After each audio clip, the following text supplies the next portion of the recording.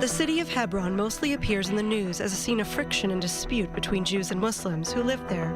But in fact, this is one of the most significant cities in the region, with a history which goes back to the Bronze Age. Tel Hebron, or Tel Rameda, folds any period of time in the history of this place. For example, behind me, we have a building of 4,500 years in time from the early days of Hebron. To my left, we have buildings from King Hezekiah's day, talking about 2,700 years ago. And over my head, we have a building from our days. And one of the most interesting are these ancient steps discovered in 1999. It's hard to believe that right now I'm walking in approximately 4,500-year-old road where big names from the Bible are mentioned. That's the same road that supposedly Abraham, our forefather, was walking on. King David, you could say for sure. There's some arguments between archaeologists of which period of time, but at least 3,000 years in time, this road exists, and therefore this was King David's capital, as it says in the Bible.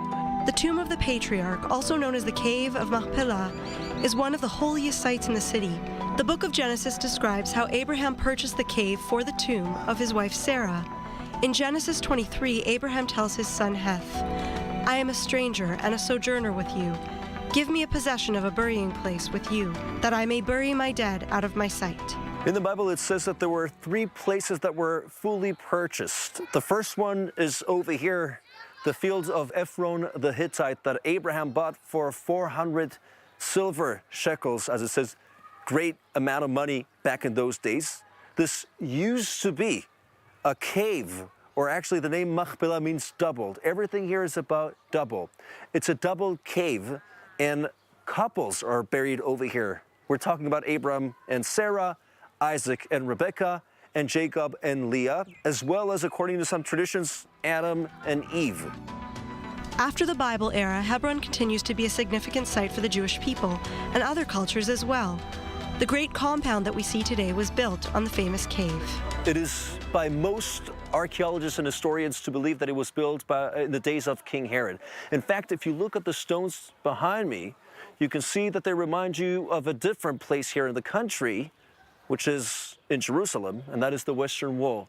What we call Herodian stones are those chiseled, framed, monumental stones that this monument has been built by probably Herod. However, some archaeologists tend to say that it was built almost 100 years before, in the days of the Hasmonean kings. Some would say that it was built during the days of King Adrian. Interesting. The Jewish settlement in Hebron has a long and difficult history in the city. What used to be a vibrant community was destroyed in 1929 in a bloody massacre in which 67 Jews were killed. A massacre swept through the town. It only took a few hours, but basically 67 people were murdered in awful ways. For example, the baker got thrown into his own oven by one of his workers. Things like that happened, and children were murdered, pregnant women were stabbed.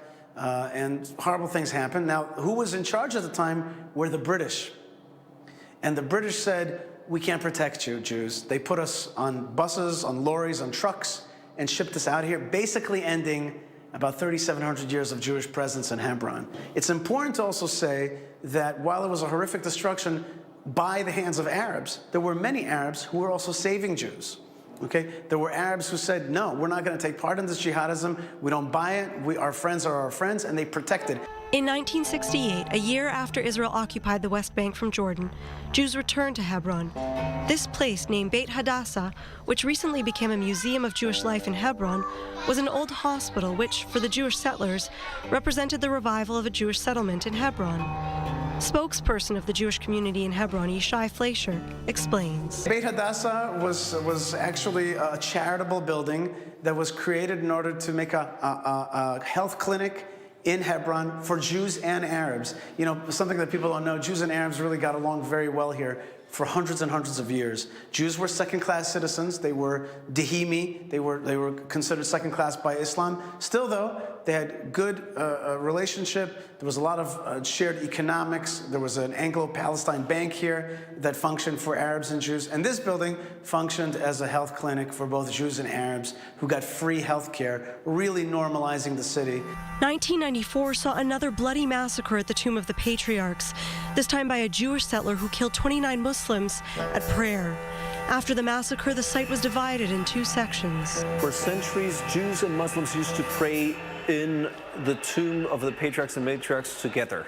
The government decided to divide the cave or the tombs between Muslims and Jews, where part of it is in the Jewish hand. That's the hall of Abraham and Sarah. The 1997 Hebron Agreement saw a division in the city between the Jewish settlers and the Palestinian majority. The violence and tension continues, with dozens of IDF soldiers deployed in this troubled area. But even so, every year over 1 million tourists come to Hebron.